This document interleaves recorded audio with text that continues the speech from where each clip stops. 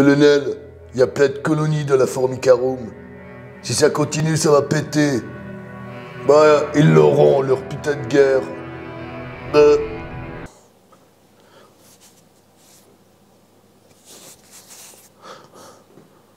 Adrienne. Pourquoi je fais des montages pourris avec Rambo? T'es sur ma chaîne, faut t'attendre à tout. Faut t'attendre à tout. Au pire comme au meilleur. Comme au pire aussi, oui. Hey, salut à toi, bienvenue, c'est Feufeu, bienvenue sur la chaîne. Alors, attention, annonce importante. Ce week-end, la chaîne Suisse Fourmi plonge dans le monde du cinéma. Ouais, dans le monde du cinéma. Oui, non, alors, pas le... Non, le vrai cinéma. Si, tu sais, le cinéma que tu vas voir au ciné. En 1996, le monde de l'entomologie était en effervescence, puisque c'était l'année où sortait le fameux film Microcosmos. 1996. J'avais à peine 20 ans. Mais ça veut dire qu'aujourd'hui, j'ai...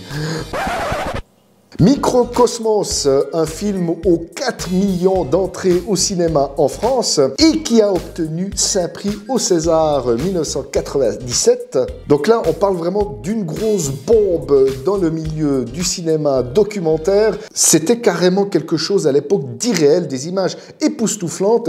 Et d'ailleurs, pour réaliser ce film à l'époque, ils avaient dû tout inventer, le matériel macroscopique qui n'existait pas encore. Ah oui, aujourd'hui, tu peux aller carrément au supermarché, t'offrir tout ça, mais à l'époque, ça n'existait pas, donc c'était vraiment du jamais vu, et ce film a eu énormément de succès. Alors pourquoi je te parle de ce film? Eh bien tout simplement parce que dimanche, sur la chaîne Myrme, Secret de Terre, tu la connais pas, tu vas tout de suite aller voir, hein, et tu t'abonnes aussi. Avec la participation de mes amis de la chaîne Hans Fourmi, et Fourmi des Plaines, nous allons réaliser un live avec le consultant scientifique du film, Luc Gomel, myrmécologue professionnel.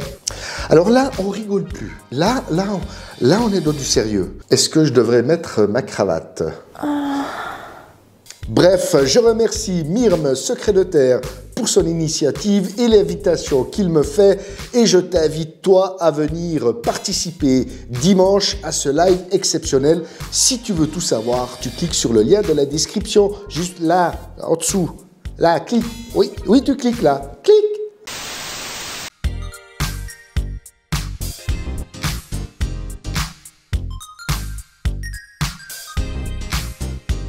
Durant cette période de diapause, moi je te propose d'aller nous réchauffer dans les contrées sauvages du Kenya en compagnie des Manculatus. Maculatus. Camponotus maculatus. Tu me coupes ça au montage, ça on peut pas laisser. Hein. On retrouve le setup Alcatraz qui devient depuis cet été le standard de la Formicarum, avec bien évidemment un système de chauffage, puisque les maculatus seront chauffés durant tout l'hiver, contrairement aux espèces endémiques. Première constatation, leur développement est rapide avec déjà un superbe major presque aussi gros que la gine. Je ne sais pas si observer un major aussi tôt dans le développement de cette espèce est courant, mais crois-moi, j'en profite et mes mirettes n'en perdent pas une miette.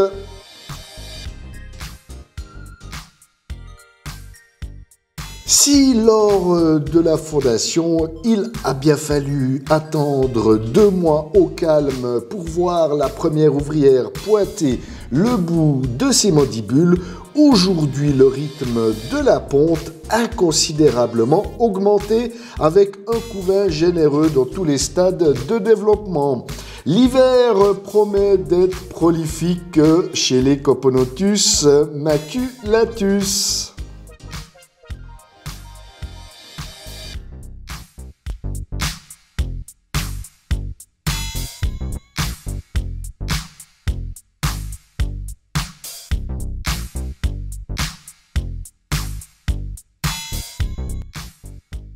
Avec l'astuce du tube d'eau fondation incorporé au nid, le déménagement de la fondation s'est réalisé en douceur et naturellement. Aucun stress pour la Gine et les ouvrières ont rapidement pris possession des lieux. Il est encore trop tôt pour te donner des conseils de maintien, mais les maculatus semblent apprécier un taux d'hygrométrie de 30% environ. Même si c'est vrai, la majorité du couvain est regroupée dans les zones sèches du nid. C'est un réel plaisir de posséder cette espèce dans la Formicarum et grâce à elle, la période de diapause sera dynamique en observation et compensera l'absence de toutes mes autres colonies.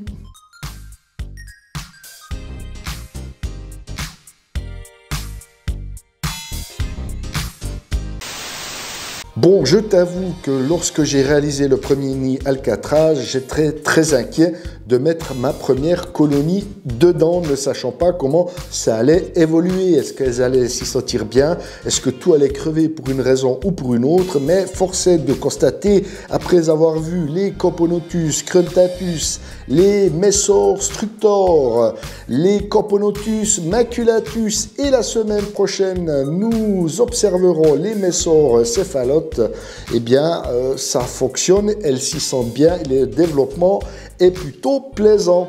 Donc si 2021 se confirme dans ces nids Alcatraz, eh bien pour ceux et celles qui ont souscrit à la chaîne, je vous offrirai les premiers nids Alcatraz. Hein? Non, je ne vais pas vendre les nids Alcatraz. Non, non, jamais.